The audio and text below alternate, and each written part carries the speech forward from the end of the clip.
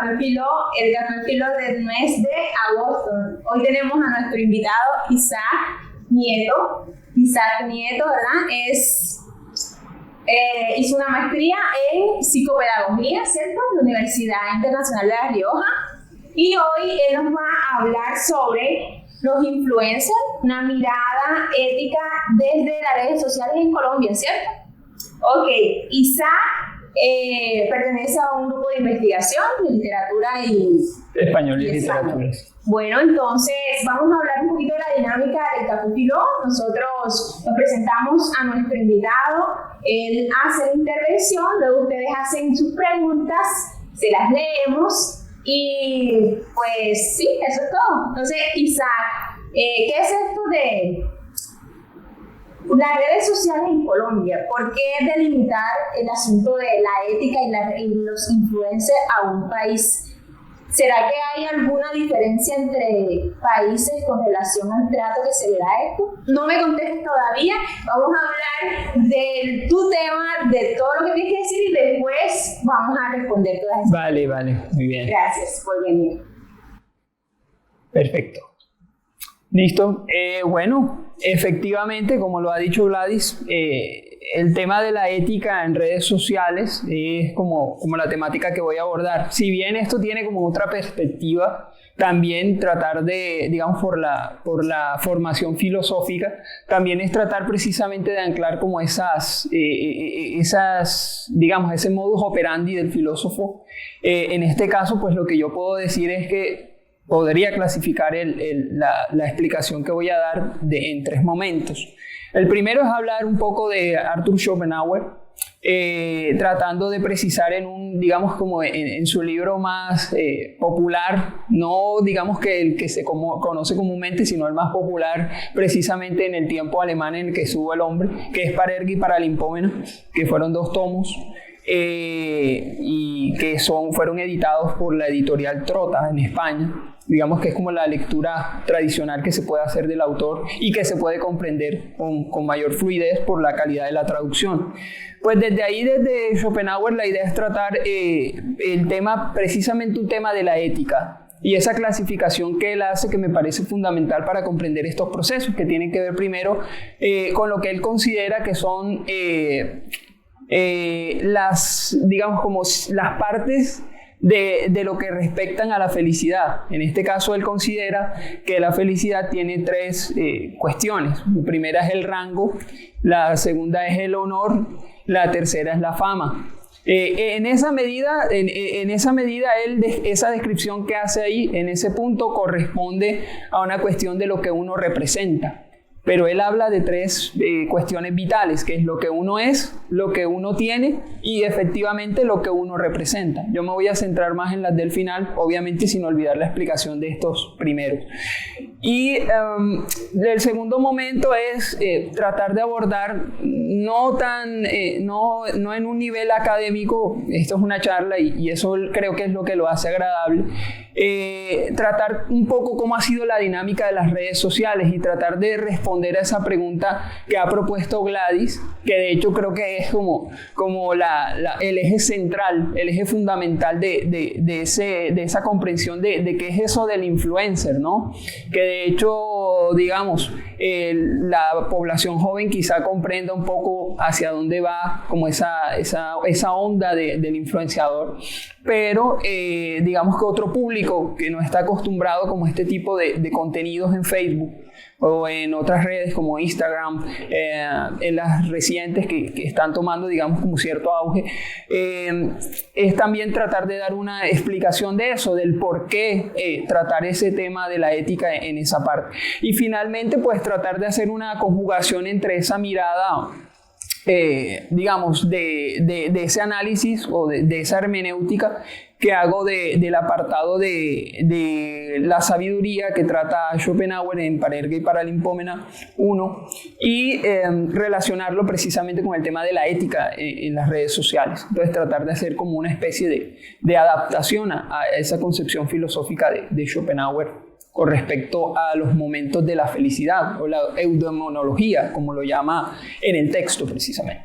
Entonces, bueno, empecemos con el primer momento, creo que es lo que nos interesa para obviamente avanzar. Como había dicho, Schopenhauer trata en un texto bastante entretenido y para todo público, que se llama Parerga y Paralimpómena, trata de hecho cuestiones hasta de fantasmas. Schopenhauer escribe un texto que precisamente de la traducción del griego significa anexos. Es como los extras de Schopenhauer, lo que tendría él para decir después de explicar con toda fuerza en el mundo como voluntad y representación toda su postura filosófica. Entonces llega luego y escribe algo que lo hace de hecho bastante popular en su época. De hecho es curioso porque Schopenhauer iba casi todos los días a tomar el desayuno en un hotel y la gente obviamente enterada de los Parerga iba allá y le solicitaba al hombre un autógrafo, por ejemplo, cuestión que era contraria a él por toda la cuestión que se tiene con la amargura en Schopenhauer y demás, que era un tipo amargado. Entonces ese texto me llevó a mí a hacer una lectura, digamos, a fondo y efectivamente encontré algo que me resultó vital para poder comprender ciertas dinámicas humanas, ¿no? En este caso, la sabiduría. Entonces, la sabiduría anclada a la felicidad. Entonces, ese concepto de sabiduría anclado a la felicidad, efectivamente Schopenhauer lo divide en 3 puntos clave. Primero es lo que uno es, que él considera que es la máxima de digamos, el alcance de todo sujeto, que es el reconocimiento de sí, la introspección como la medida de todas las cosas. Ese reconocimiento de mí mismo es lo que hace realmente fundamental la existencia. Sí, hay que tener en cuenta también que esa postura podría ser en cierto punto un poco santurrona, pero de hecho hay cierta categorización de Schopenhauer cuando uno lee a Nietzsche en El Anticristo y lo considera un santurrón o lo considera un padre, un sacerdote. Entonces hay que ver también, digamos, ubicar a qué se refiere Schopenhauer con este tema de la introspección. Es el reconocimiento también de los propios límites. Es lo que él dice, claro, la persona que se conoce a sí misma, y es una sabiduría de la tradición filosófica, y de hecho tiene en cierto modo un toque de estoicismo, es ese cuidado, esa prevención del malestar o esa adaptación precisamente de mantenerse en la calma para evitar esos problemas. Y eso tendría que ver con la voluntad, porque la voluntad está determinada dice Schopenhauer, por las decisiones que toma el sujeto. Es decir, la voluntad no es algo que nos corresponde a nosotros, y en esa medida nosotros lo que podemos hacer es elegir entre una y otra cosa. Entonces, claro, entre esa elección, pues usted puede elegir bien o puede elegir mal.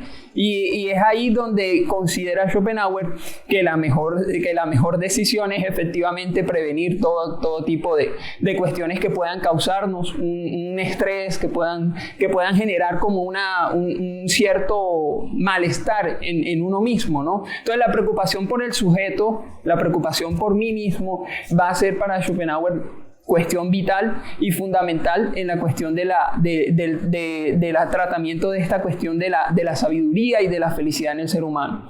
Luego él va a hablar entonces de lo que uno tiene. Ese asunto obviamente tiene que ver con las cuestiones materiales. En esa medida, él habla de 3 puntos clave. Él habla del rango. Él habla de lo que uno tiene, él habla de los bienes. Cuando él habla de los bienes, hace mención obviamente a toda la cuestión que tú has adquirido obviamente con el dinero, ¿no? Lo que tú has comprado, lo que tienes, lo que has acumulado. Entonces, en esa medida, ese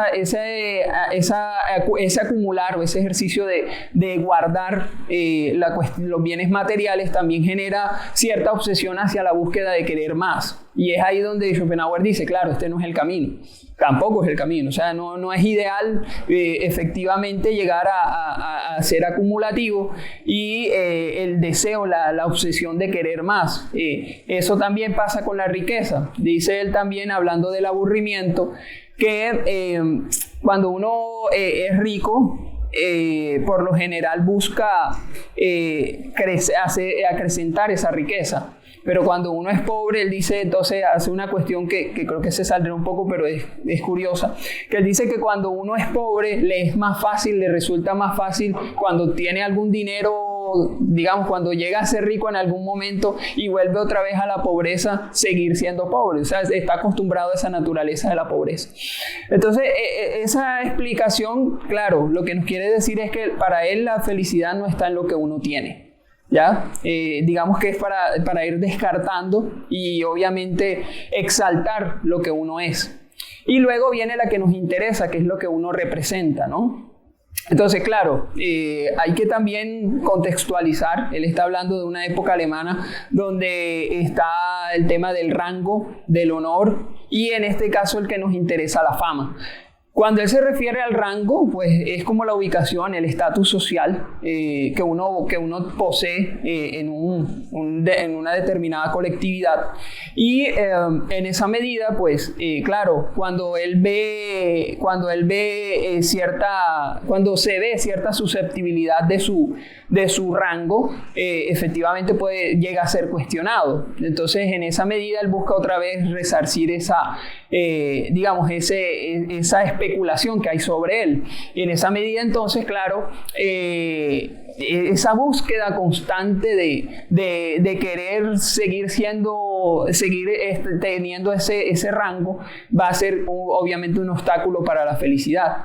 Y luego él va a hablar entonces del honor, que es la que tiene que ver con los valores, o sea, bueno, si yo he sido una persona buena, de buen obrar y luego me ven en la calle haciendo algo malo o no le di algo a un vagabundo o a una persona a un limosnero, etcétera, pues claro, él va a decir, me van a juzgar, por supuesto, entonces tengo que hacerlo, siento la necesidad de entregar, de dar, y eso, por supuesto, va a también ser tachado por Schopenhauer como una opción para la felicidad.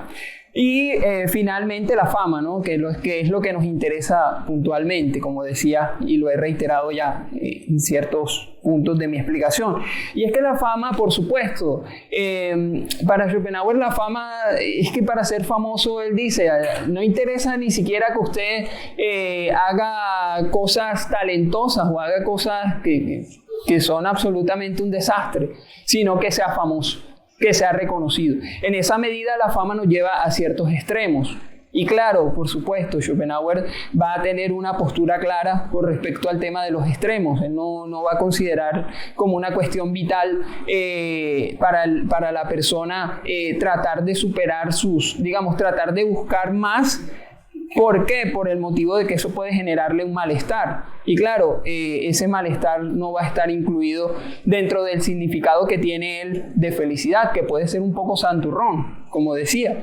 Pero me sirve a mí para entender algo, luego, ahora pasando al punto B, me sirve a mí para entender que la fama, en cuanto al tema de las redes sociales, pues no es necesario ni siquiera llegar a hacer algo pues, que nos pueda deslumbrar. Ni siquiera hay necesidad de eso. Usted puede hacer cualquier cosa y lo sube a una red social y puede que por lo general los influencers, lo que estén haciendo ahora, son acciones que puedan ser asumidas por una colectividad como buenas o malas, pero eso no les interesa a los influencers. O sea, ellos pueden hacer cuestiones malas y uno, por más, lo que está generando ahí es cierto morbo por ver, y a la red social lo que le interesa es que eso se vea. ¿Por qué? Porque el dinero en las redes sociales se genera no es por si uno juzga o no un determinado video, sino por si lo ve o no. De hecho, usted ve que si es por el tema de los likes o los dislikes, que es como lo que se maneja en cuanto al tema de si me gusta, no me gusta, etcétera, especialmente en Facebook, usted se da cuenta que por lo general no se trata, o eso no es lo que realmente genera el dinero, sino las visualizaciones. Efectivamente, cuando uno se hace viral, ya sea por cosas buenas o por cosas malas, entonces ya claro, el influencer va a decir, mire, si yo hago cosas que son éticas o son no éticas, eso no es asunto mío. ¿En cuanto a qué? En cuanto a que eso llame la atención. Si capta la atención, logré mi cometido. Y claro, ahí hay una cuestión comercial de por medio, efectivamente. Pero también hay un asunto más allá, que es el que nos lleva a los extremos. por ejemplo, ahora adentrándonos ya en ciertas cuestiones, había un caso en Netflix, presentaban un caso de un chico que era narcisista, que de hecho está recluso, está preso, que es canadiense. Luca Mannoia, creo que se llama. Gianluca Mannoia.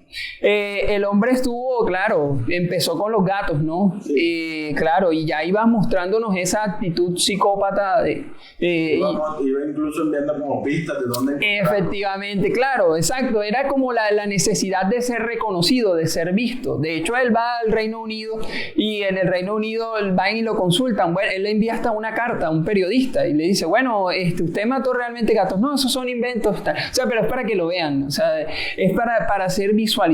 Y eso es lo que realmente quiere, o sea, eso es lo que vemos nosotros con los influencers, precisamente el ser reconocido. Y para mí particularmente, quienes han adquirido esa cultura del desinterés por la ética han sido más, actualmente, bueno, según lo que yo he visto últimamente en las redes, han sido los influencers de la costa Caribe.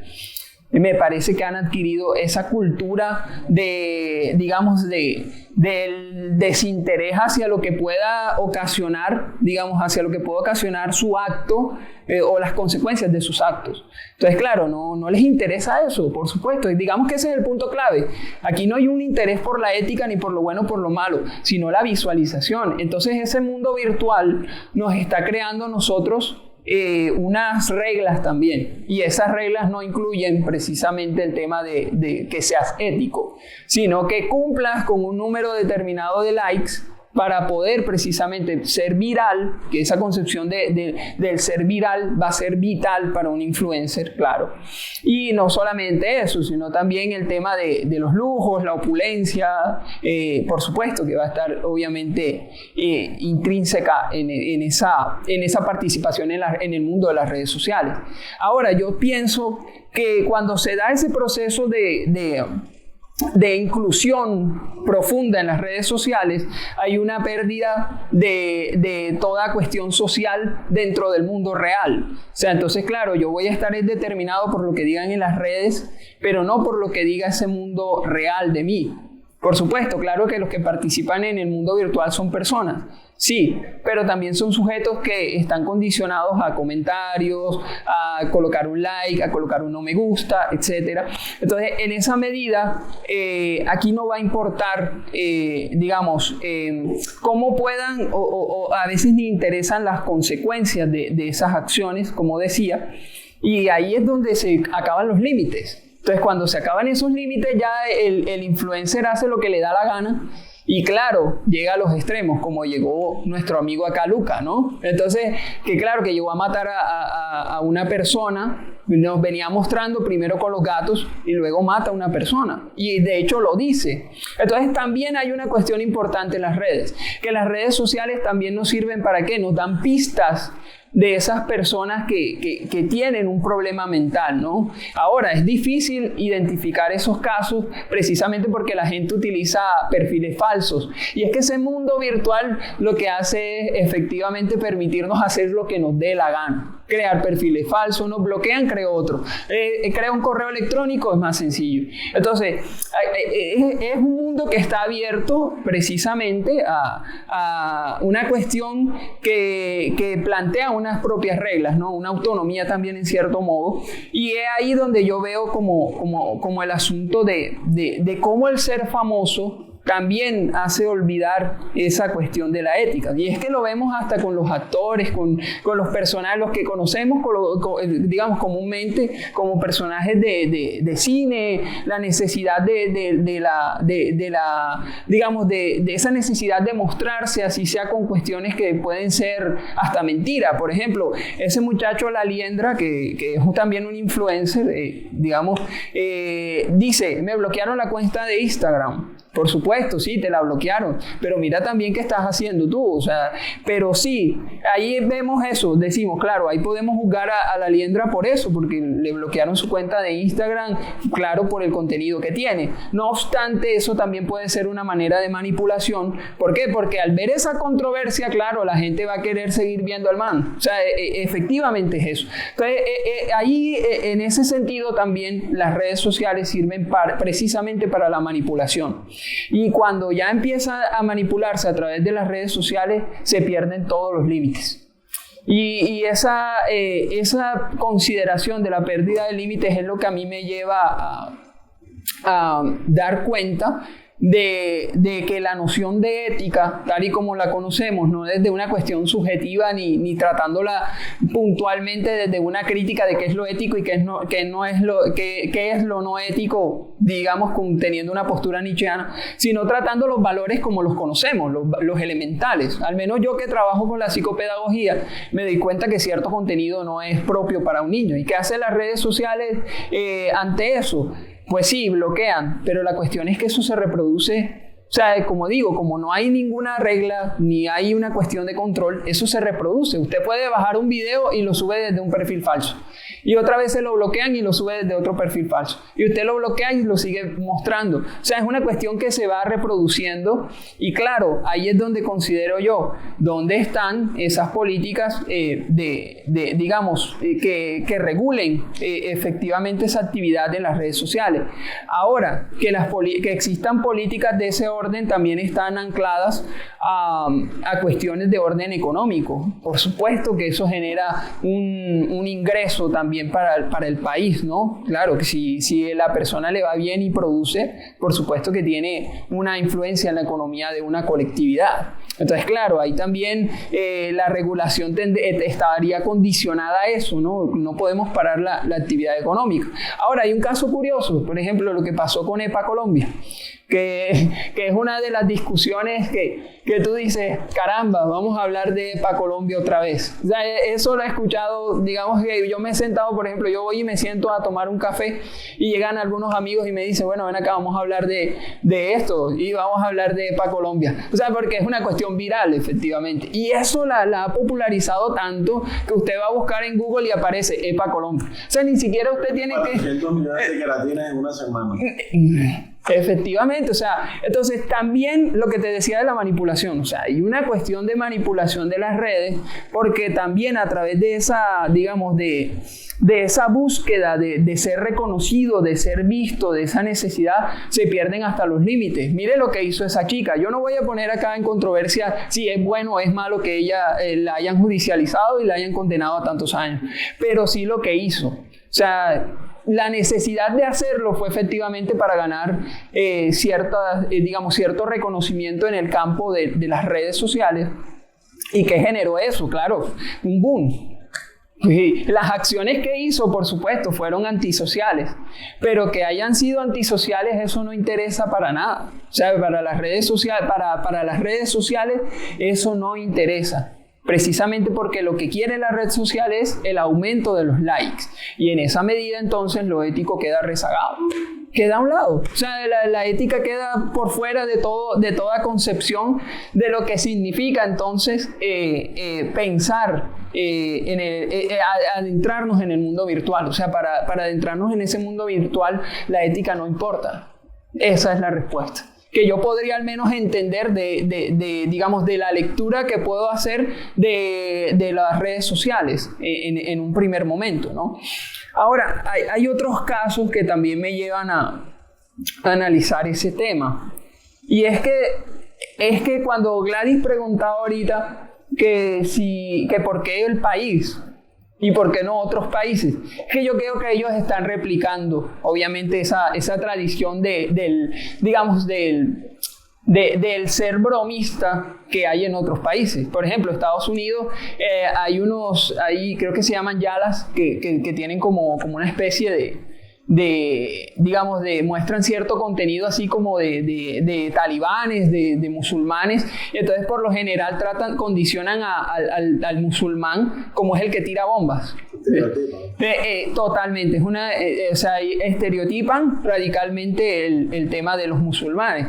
En esa medida, claro, usted ve a un musulmán y usted le da miedo. Claro, lo ve con un bolso y por supuesto, y claro, eso lo han replicado aquí también. De hecho, lo están haciendo ahora con los talibanes.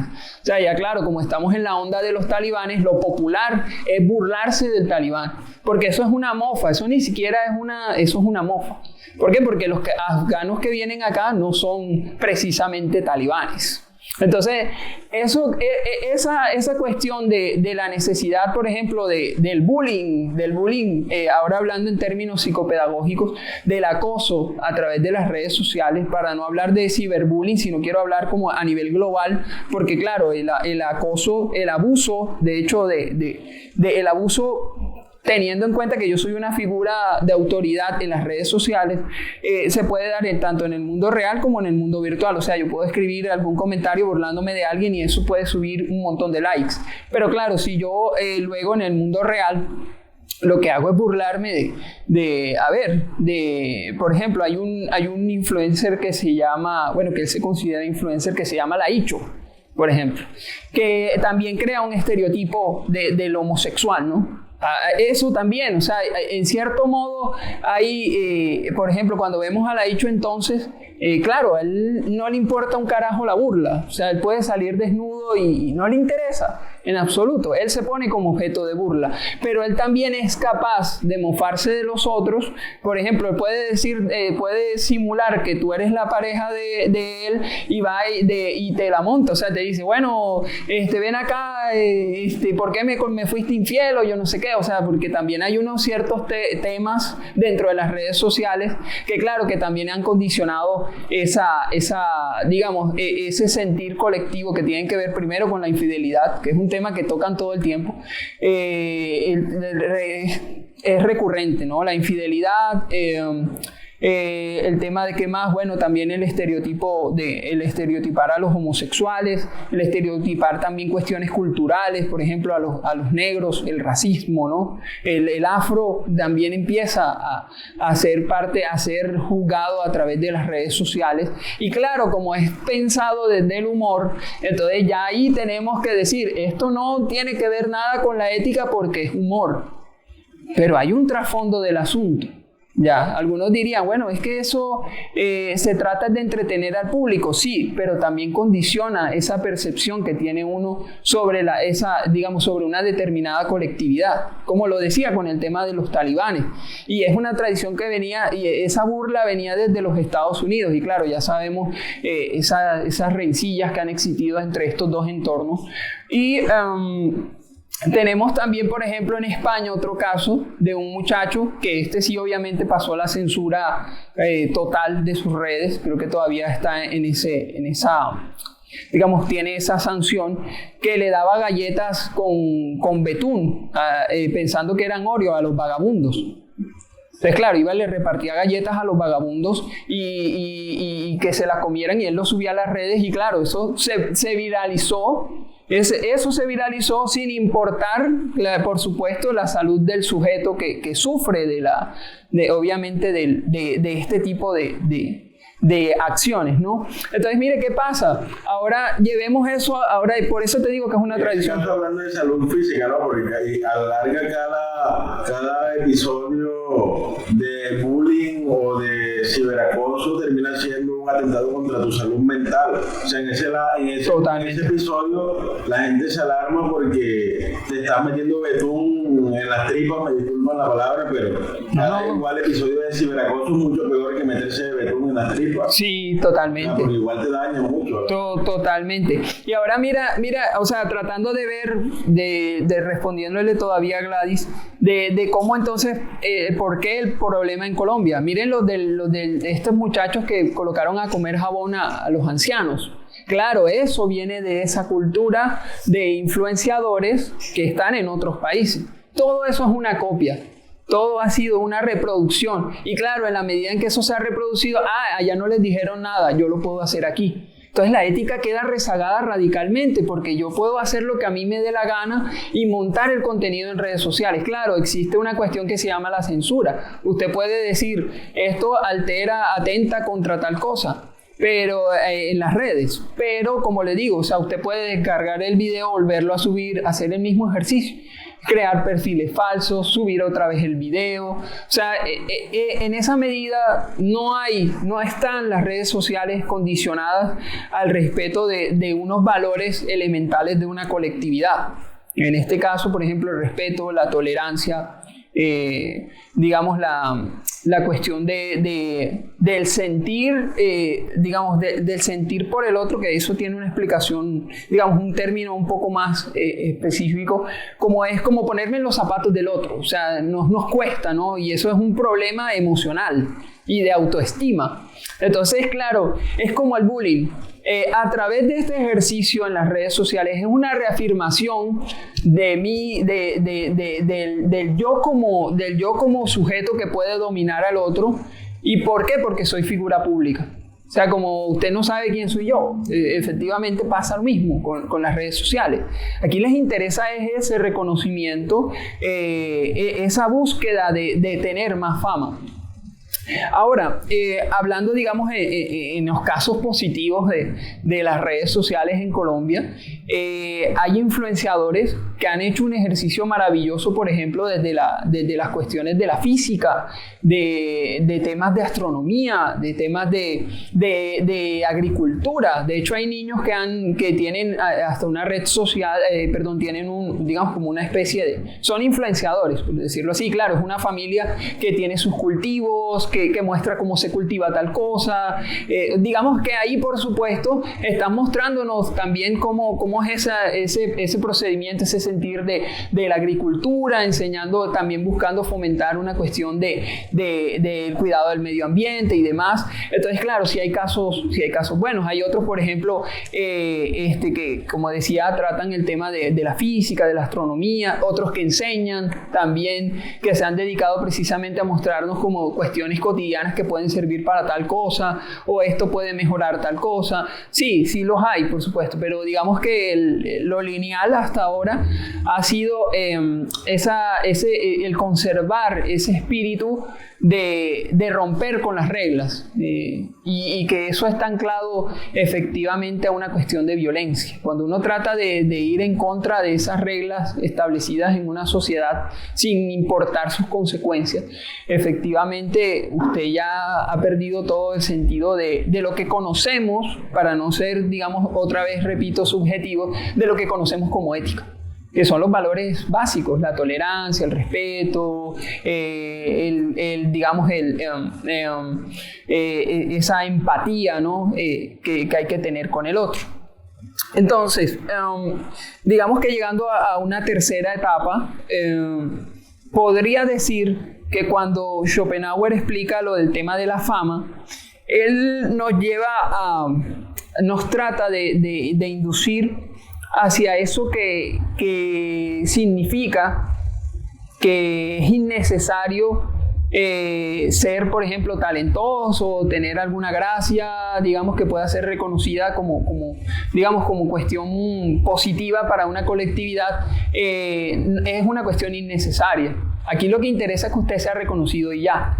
Y precisamente lo que hace el famoso es buscar más fama, ya sea a través de la controversia, ya sea a través de crear algo nuevo, de participar en una película, de hacer esto. Entonces lo mismo pasa con los influencers.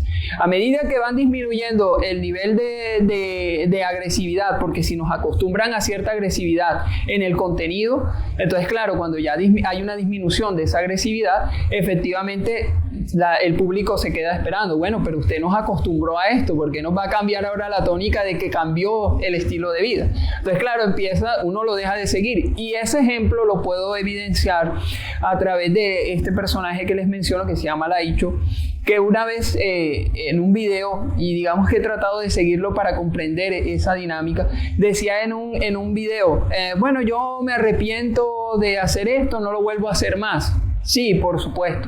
Ese video tuvo 1000 visualizaciones. Listo. 1000 visualizaciones. 1000. Hasta ahí. Luego después salió haciendo otro video donde hacía una ruptura de todo eso que había dicho antes. O sea, se desnudó en una casa diciendo que le pagaran su plata porque si no, él se encueraba ahí. O sea, entonces ya, claro. Tuvo 20.000. Por supuesto. Entonces, ahí es donde está la cosa. O sea, si usted acostumbra, si usted es lineal con el tema de la violencia, si es lineal con el tema de desnudarse, si es lineal con una temática específica, claro, si usted se sale de eso, nos puede llevar a sus seguidores a cierta confusión. Entonces, claro, eso es bien sabido hasta por el más ignorante, que en este caso pueden ser hasta los influencers de este orden, ¿no? Que no son capaces de tener empatía hacia el otro.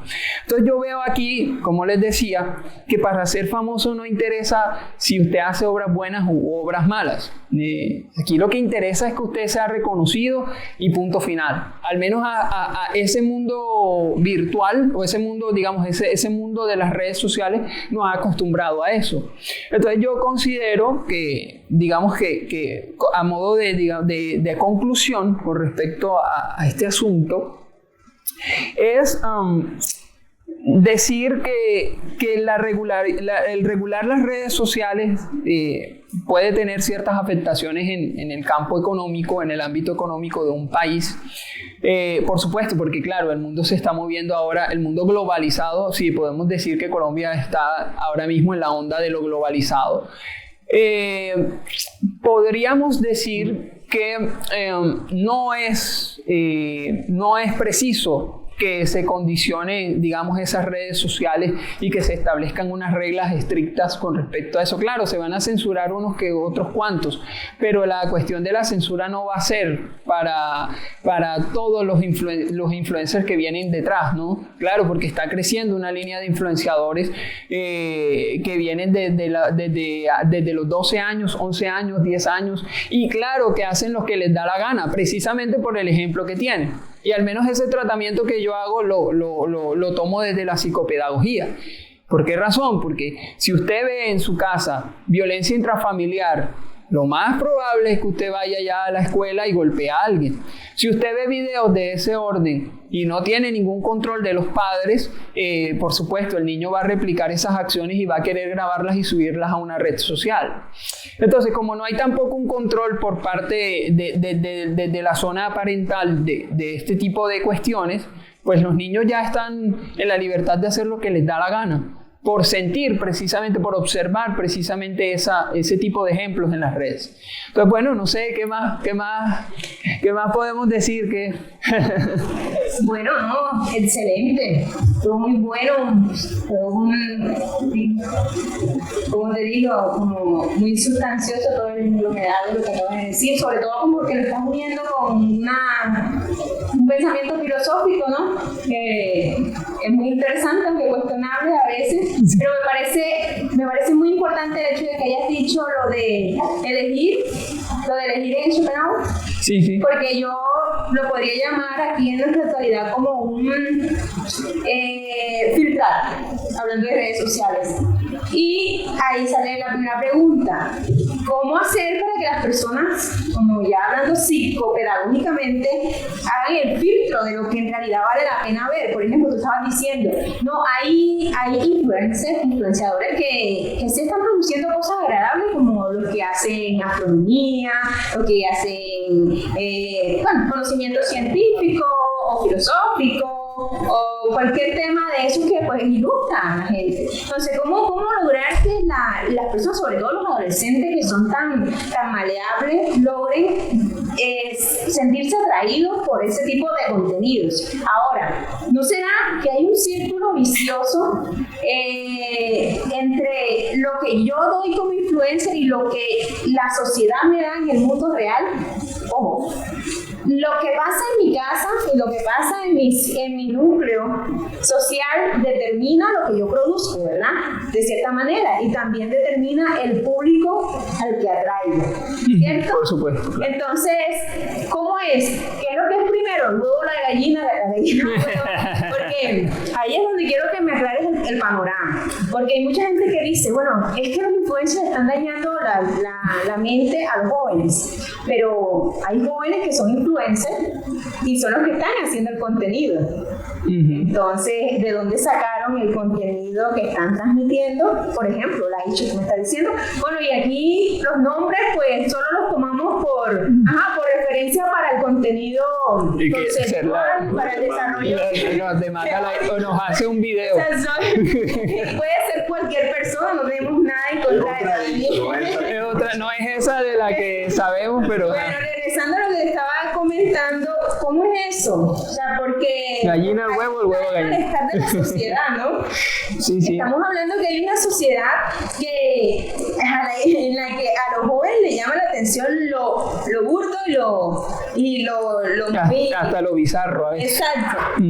Bueno, no sé, vamos a comenzar. Antes quiero decirles que aquí tenemos a nuestro público un poquito reducido por todo el tema por cuestiones pandémicas. De la pandemia. Aquí están, pues muchas gracias, permiso para grabar en sus tapabocas.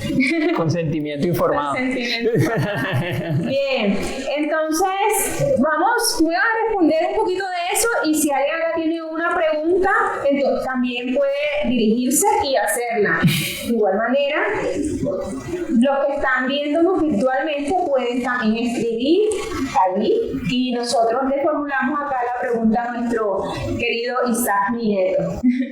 Vale, bueno, voy a tratar de ver eso que me has dicho, ¿no?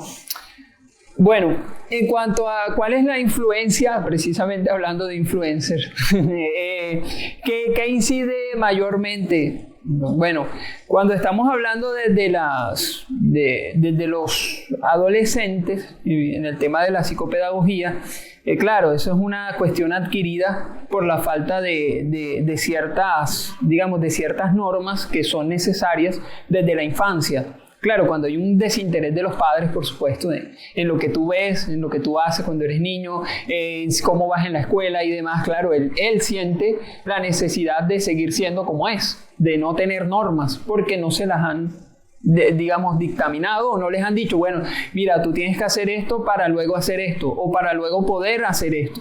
Entonces, claro, particularmente, como te decía, yo ahora que estoy haciendo un trabajo sobre el tema del acoso escolar, lo veo precisamente desde esa manera. Claro, hay un montón de factores de riesgo y los factores de riesgo también para el tema de los influencers pueden ser de orden social, de orden familiar, de orden cultural y también personal.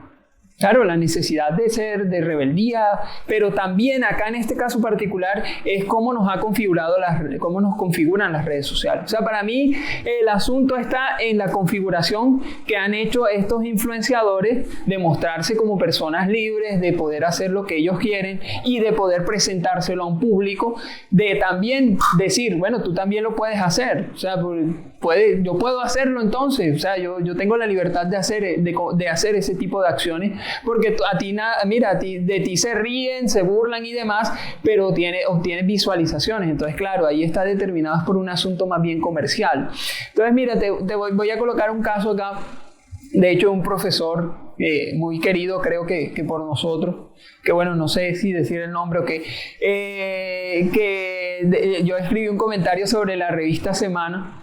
Y yo le dije, bueno, mira, vi tal cosa en la revista Semana, que creo que debes verla. Y él me decía, mira, yo desde hace 5 años dejé de verla, o quién sabe cuántos años dejé de ver la revista Semana. No le voy a dar ningún seguimiento a eso porque tal. Entonces él me dio a entender eso, efectivamente, que puede colocar una cuestión que puede ser de hecho hasta extremista en cierto modo, que puede inducir a la violencia o lo que sea, pero él opta por no ver, ese tipo de perfil dentro de las redes sociales. Entonces la determinación obviamente está dada por las afinidades que uno tenga. Yo no podría dar recomendación a los adolescentes de absolutamente nada. Creo que no puedo hacerlo. Lo que sí creo es que en el caso de los niños y los adolescentes, los que podrían tener mayor influencia en ese tipo de determinación de un determinado contenido que tú puedes ver y que no puedes ver, o cómo orientarlo en que, bueno, esto esto puede ser hasta ficción, son los padres y la escuela, digamos, la educación. Entonces, claro, la educación no solamente está para meter conocimiento, como nos han acostumbrado, digamos, como bien lo critica Pink Floyd, sino efectivamente hacia esa necesidad de enseñarnos para la vida en sociedad y para esa interacción con otros, ¿ya? Entonces yo por lo menos considero, y digamos que es un término moderno, pero que tratamos en la psicopedagogía, que es la inteligencia emocional. Y esa inteligencia emocional efectivamente es lo que va a permitir entonces una cuestión vital que va a ser importantísima en este tema de cómo yo trabajo, de yo cómo actúo ante el otro y cómo, claro, limito, porque colocándome los zapatos del otro, pues yo digo, o sea, no puedo hacer esta acción por las implicaciones que tienen y yo no quiero que me hagan eso a mí, que es el tema de la empatía. Entonces, claro, con la empatía ya sabemos, por supuesto, cuáles son mis límites y en esa medida yo determino esta acción está bien, esto está mal, este contenido está bien, este contenido está mal, ¿vale? Entonces creo que también, ¿no? Y además que la persona que lo ve, creo que, como te decía con el ejemplo del bullying, es el que ve también es partícipe de esa violencia. Claro. Mira, pero bueno, sí, la familia, el colegio, pero digamos que ¿no será que se nos está zafando un poquito de las manos el hecho de que ese mundo, que es el mundo virtual, que es como una colonia del mundo real, se nos esté zafando en regulación? O sea, porque yo digo, la opinión, ¿vale? En este siglo vale más. Cualquier persona puede opinar, hablar y se lo aprueban. Ahí sabe quién te cuestiona y quién te apoya. Uh-huh. Pero en las opiniones también está infiltrado de cierta manera la forma en la que la gente agrede, ¿no? Sí, busca. Claro. Entonces, sabemos que hay cierta regulación en algunas redes sociales como Facebook, que es como la que más tiene. Digamos, establece. Pero dime, ahí... o sea, como esto es tan nuevo, porque estamos en una era que está comenzando, hay mucha tela por cortar en temas de adecuar ese mundo virtual a una manera como más civilizada, como puede suceder en un mundo real. Digo, porque es que andamos como sin reglas en ese mundo, pero por ejemplo, tu amigo el que te dice, o tu compañero, es que yo no entro, yo no miro, y él se regula él mismo. Él dice, si yo entro y miro o comento, yo le estoy dando un apoyo a ellos. Así esté cuestionando lo que ellos están diciendo. Y ellos logran lo que quieren, que es la reacción, porque ellos ganan por reacción, ¿cierto? Pero si tú dejas que toda la gente entre, y los que entran, como los que son conscientes, no entran, hablan, y los que van mirando el nuevo contenido, ven que tanta gente formula y apoya un contenido que está ahí, que lo expresa una revista. Uh-huh. No, como dice el dicho, mil veces una mentira se convierte en verdad. Eso también, o sea, no estaremos como apoyando el hecho de que se vuelvan verdades muchas cosas que son evidentemente falsas. Bueno, lo que pasa es que para mí no hay una reafirmación de lo que es verdad y lo que es mentira. Lo que hay es una reafirmación de la propia persona. El influencer lo que busca es reafirmarse a sí mismo. Y eso, claro, lo hace a través de las acciones buenas y malas, como te decía. Y claro, ahí lo que quiero decirte es que, como te digo, a la revista Semana, en el caso colocando un ejemplo de ese perfil, no le interesa en absoluto si tú, por ejemplo, dices, bueno, ese video de revista Semana no lo miro, claro, porque es que ya ellos tienen quien les hace críticas a ese contenido, y si bien puedes ser tú un sujeto que pueda alimentar ese crecimiento de la popularidad, porque la popularidad también está determinada por si te critican o si te reafirman lo que tú dices, como tú hablas del tema de lo verdadero y lo falso. Pienso que más bien sería reflexionar sobre cuál es el rol cuál viene a ser el rol entonces de ese sujeto que participa en la vida, en el mundo virtual.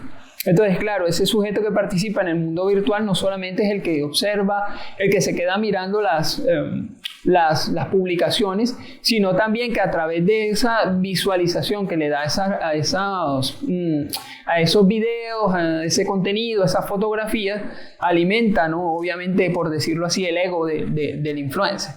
Entonces, a mí mi preocupación real, porque no sabría cómo tratar lo que me propones, es que efectivamente el tema, cuando se está hablando del tema de los influenciadores, lo que debemos tener en cuenta es que no hay una cuestión de interés hacia si me crees o no me crees, sino es hacia reafirmarse a sí mismo a través de eso, bueno, hay gente que no me cree y listo, que participe, hay gente que me cree, bacano, o sea, es como eso, o sea, no hay necesidad ni siquiera de cuestionar ese tipo de asuntos. Claro, bueno, yo sí voy más allá y es el contenido, sobre todo cuando se trata de contenido científico, la gente antivacuna. Sí. Eso es un peligro que, por ejemplo, yo conozco mucha gente que ve videos en YouTube y sale a decir que no se va a poner la vacuna porque le van a inyectar no sé qué. Porque se le pega, bueno, tiene un imán ahí. Exacto, no, o te sigue, o quién sabe qué estará haciendo Bill Gates con eso. Bueno,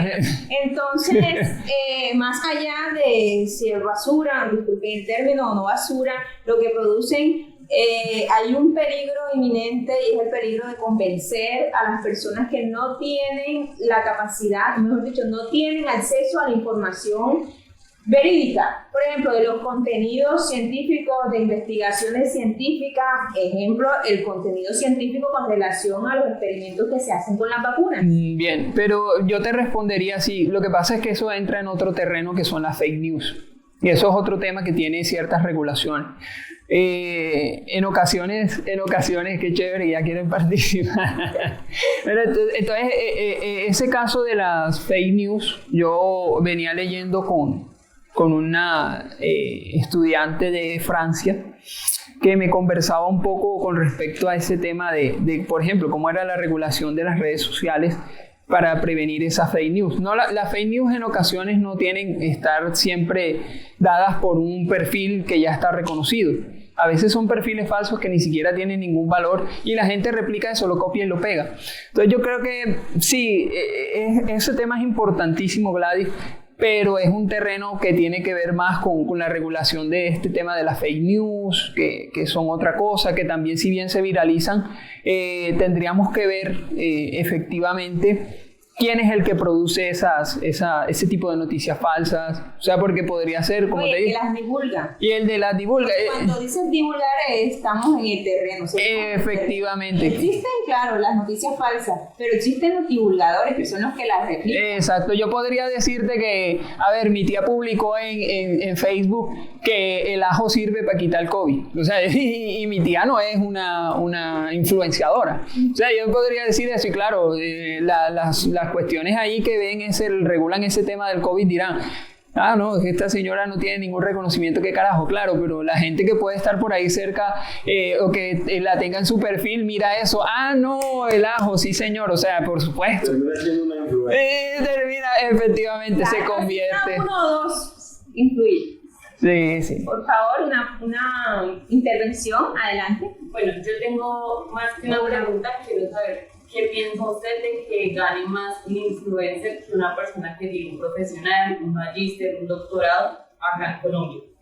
¿Cómo puede ser que una persona que grabe tal vez unos 20 minutos se gane 26 millones a una persona que ha estudiado toda su vida y se ha enfocado en crecer conceptualmente en tanto en el magíster, doctorado, y gane menos que eso? Y se esfuerce más tiempo, que en un año gana 26 millones, en cuanto un influencer en 20 minutos gana eso. Entonces, ahí quiero... Dale, vale. Bueno, mira, yo también me coloco a analizar ese asunto porque yo soy magíster y me pregunto precisamente por qué no gano más que un influencer. Pero, o sea, no, el asunto puede ser por este lado, ¿sabes? Lo que pasa es que Schopenhauer trata algo también en el tema de la fama, que podría ser algo que yo no toqué a fondo. Y es que el famoso responde a la necesidad de una sociedad que asume el acto como una cuestión que lo representa. ¿Ya? Es decir, el influencer, digamos, puede hacer una determinada acción que tú no estás, digamos, que tú todavía no te has decidido a realizar. Y en esa medida estás respondiendo al sentir de una colectividad. Y claro, el apoyo de esa colectividad va a conllevar a que el crecimiento, el auge de los adeptos, digámoslo así, de los adeptos virtuales. Y, por supuesto, el mundo virtual está demasiado cotizado. Tú ves Facebook, por ejemplo, es una cuestión de lo que produce millones en el mundo.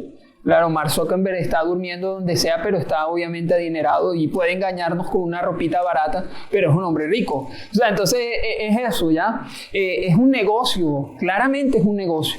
Entonces, yo decirte esto de que por qué gana más este y por qué no gana más este, es precisamente porque se han adaptado a un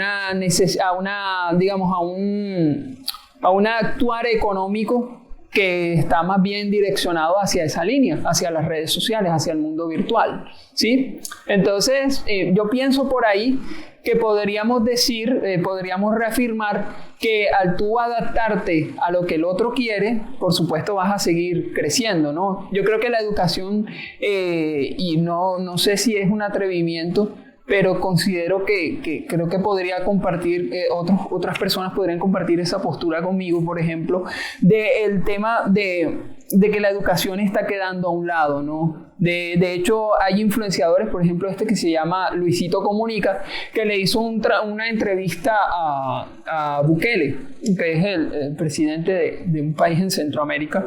El Salvador. Sí, El Salvador. Y él le preguntaba, bueno, ¿y tú estudiaste? Y él le decía, no, choca los 5. O sea, claro, estás creando también, estás diciendo, la educación no vale huevo para hacer dinero. O sea, es eso. O sea, no es necesario estar educado ni ser educado, sino hacer negocio. Y de hecho, eso nos han enseñado los grandes magnates de las redes, de todo este mundo. Por ejemplo, Mark Zuckerberg no terminó la universidad. Creo que también por ahí estuvo rondando el tema de que Bill Gates tampoco tuvo una educación tan fuerte. O sea, toda esta gente tuvo un rechazo hacia la educación, ¿ya? Entonces, en esa medida se va también generando esa cultura. Estos muchachos que son influenciadores, la gran mayoría no tienen un nivel de educación alto. Y por supuesto lo que te están diciendo es, tú puedes ser famoso, mi amigo, sin necesidad de ser educado. Entonces creo que la respuesta está ahí. Y ahí es donde ponemos a dudar si la educación realmente se está dando la importancia que se merece. Porque tú sin un docente no puedes enseñar, eso es obvio. Tú sin un doctor, pues obviamente no puedes ayudar a las demás personas. Eso es obvio, la experiencia también basa mucho en el sentido profesional. Pero ahora como tenemos la globalización, como tú lo decías, de los influencers, cualquier persona puede ser influencer. Lo que decías de tu tía publica un estado de la... Pero ella no es influencer por el simple hecho de dar ese consejo a la humanidad. Entonces ahí es donde ponemos en duda, como lo decía, que la educación está siendo minimizada porque, como te digo, cualquier persona que lo estudia puede ser influencer y va a ganar más que una persona. Obviamente. Entonces ahí creo que esa es la duda que pongo en esta noche, de que si realmente es importante ser influencer o usted tener conocimiento. Claro, es una pregunta bastante seria, ¿no? Y a lo que nos está induciendo obviamente todo este mundo globalizado, entre comillas, porque yo no diría que Colombia está dentro de esa onda de lo globalizado. Yo, por supuesto, creo que la adaptación que se está haciendo ahora es a una necesidad económica, a un modus economicus, por decirlo así, qué carajo, pero es como una adaptación a la economía vigente, y la economía vigente está determinada por las tecnologías. Entonces, claro, si usted no puede pensar por fuera de ese mundo virtual, porque si se sale, pues le toca más duro. En el caso de los profesores, mira, si tú eres profesor ahora en pandemia, ¿a cuántos profesores no echaron o cuántos profesores no tuvieron dificultades por no saber usar Google Meet o Zoom? O sea, imagínate, porque no se adaptan a una necesidad que crea una determinada situación. Entonces, las redes sociales han creado una necesidad, la necesidad del entretenimiento, y el entretenimiento no tiene límites. Entonces es eso, ¿ya? es que cuando no hay un límite de lo que yo puedo hacer para entretenerte a ti, claro, yo puedo hacer lo que me dé la gana en redes sociales y subo el contenido que quiera. ¿Ya? Y claro, a lo que nos está impulsando, por ejemplo, este muchacho La Liendra, cuando fue allá al Medio Oriente, fue a algún país, a Dubái. Entonces, cuando estuvo en Medio Oriente, en Dubái, él nos mostraba que él podía montar un carro plagiando a otro influencer que fue Luisito Comunica, que también manejó un carro, digamos, opulento en ese país.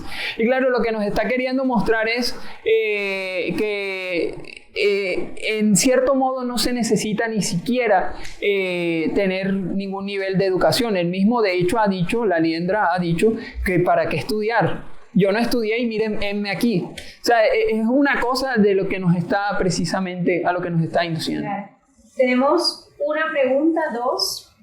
Pero para irnos al lado de los otros influencers, los que lo cogen en serio, los que estudian, los que trabajan, que son responsables en lo que están haciendo, ¿qué crees tú que están haciendo ellos que vale la pena resaltar y por qué logran una cobertura grande? Esas personas que podemos decir que lo estén haciendo bien, que realmente están preocupados de las implicaciones éticas de lo que están haciendo. Muy bien. Bueno, mira, yo creo que primero es porque tienen un público y para todo hay un público, ¿no? Creo que, por supuesto, como vuelvo y reitero lo de Schopenhauer decía, lo igual busca lo igual. Y creo que en esa medida estamos buscando, cada quien busca su igual, ¿no? En este caso, la gente busca más ahora la sociedad y no, tampoco es una cuestión que se oculta, está más inclinada a este tipo de contenidos de este orden, ¿no? Que son como burlescos y demás.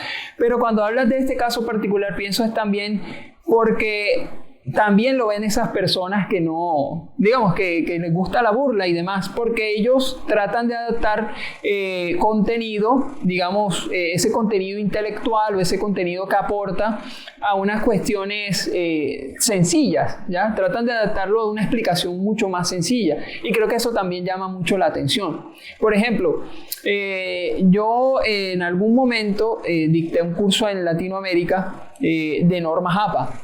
Y yo decía, bueno, ¿cuál es la manera más adecuada de hacer este ejercicio?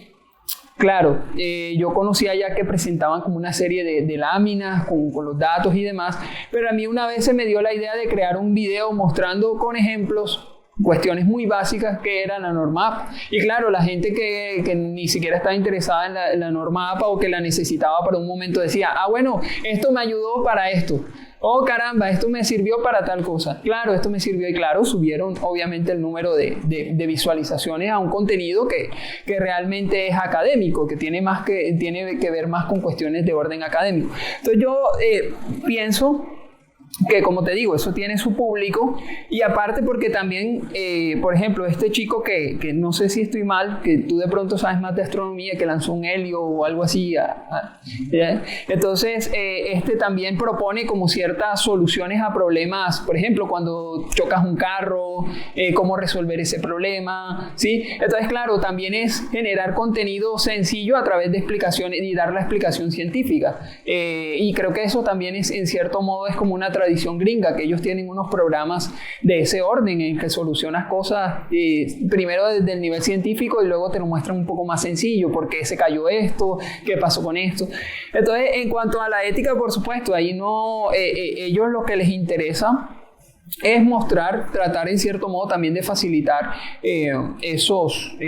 digamos, esas cuestiones cotidianas y además tratar de adaptar a, digamos, de buscar también, porque por supuesto tienen el fin de obtener personas que lo sigan. Entonces, para mí ahí no hay ningún problema ético y creo que lo que se debe a eso es que ellos tratan de adaptarse a responder a necesidades que a veces pueden resultar complejas o explicaciones que se dan, ellos explican de manera sencilla algunas cuestiones que pueden resultar para el no científico difíciles. De hecho, en el caso hay una cuestión que dice filosofía para no filósofos. y la gente, y eso se ha llenado muchísimo. Y creo que también hay un evento que tiene ese nombre, pero en las redes hay algo que se llama Filosofía para no filósofos.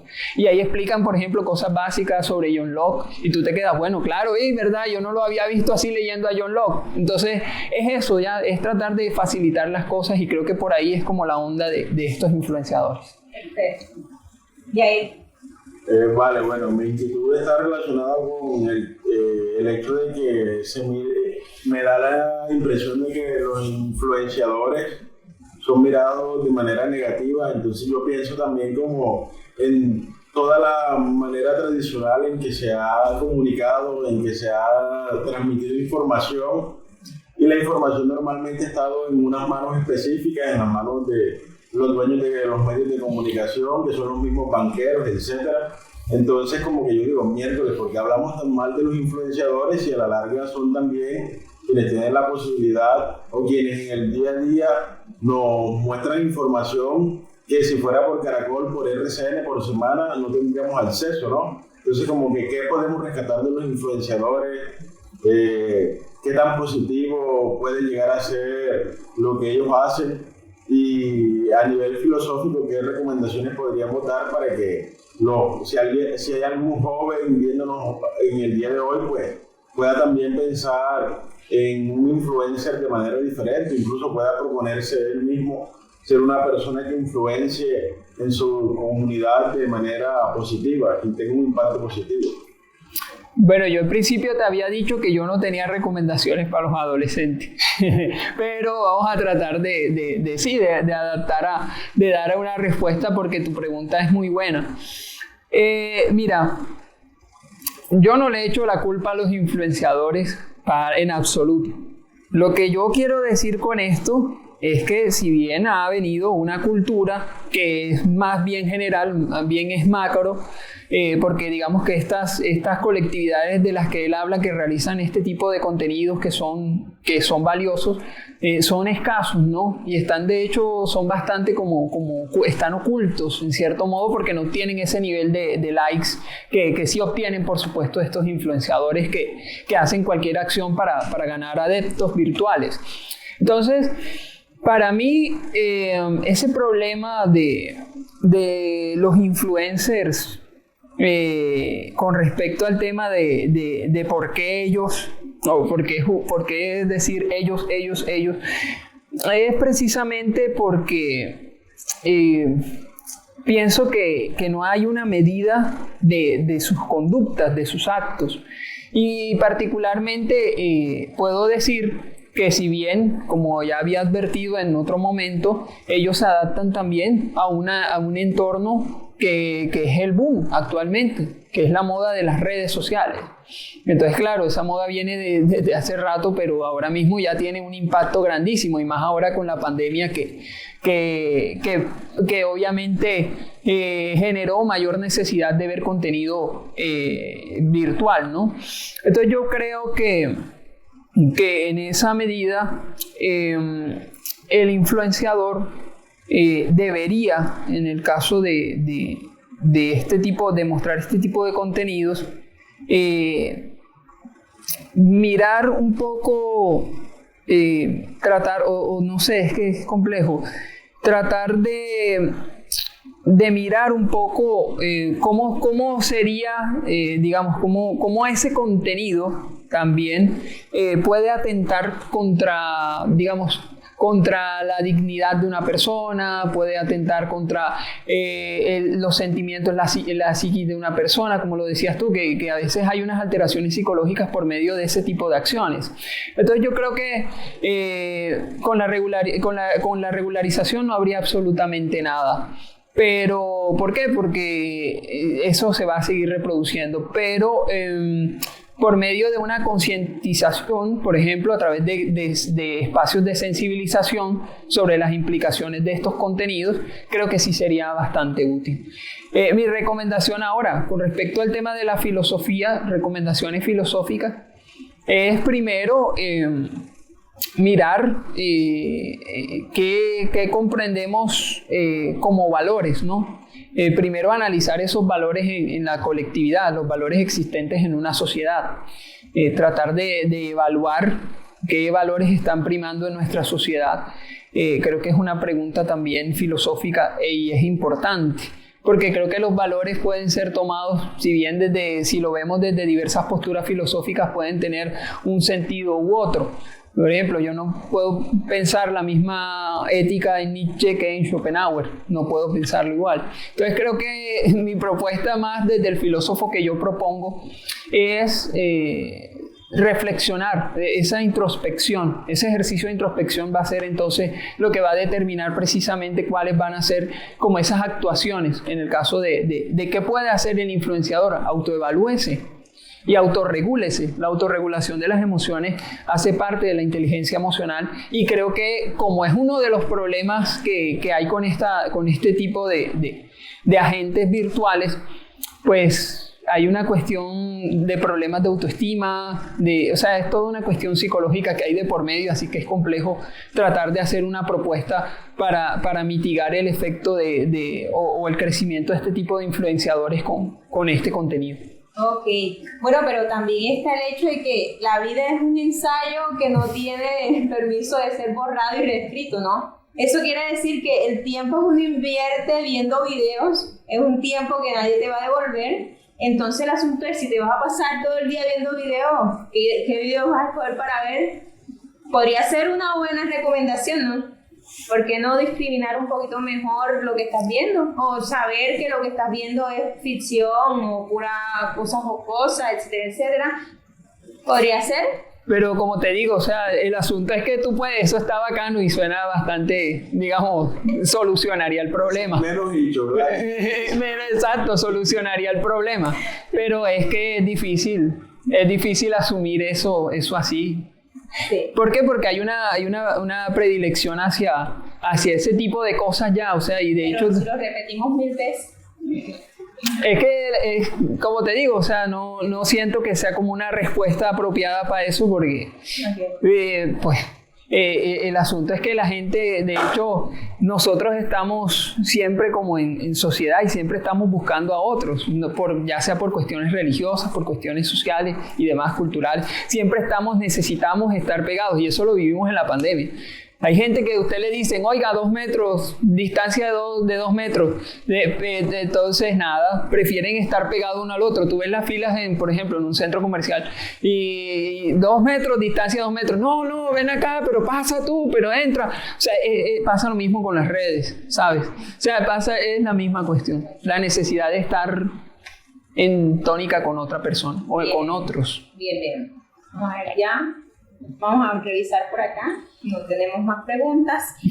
Hay mucha tela por cortar aún, ¿cierto? Esto es un tema que apenas está en constante movimiento, ¿cierto? No hay como respuestas absolutas. Está todo moviéndose tanto prácticamente como teórico, porque a la medida que van surgiendo nuevas dinámicas, pues van saliendo pues la manera como de formular ciertas cosas sobre ellas mismas. Entonces, bueno, por ahora creo que así estamos bien.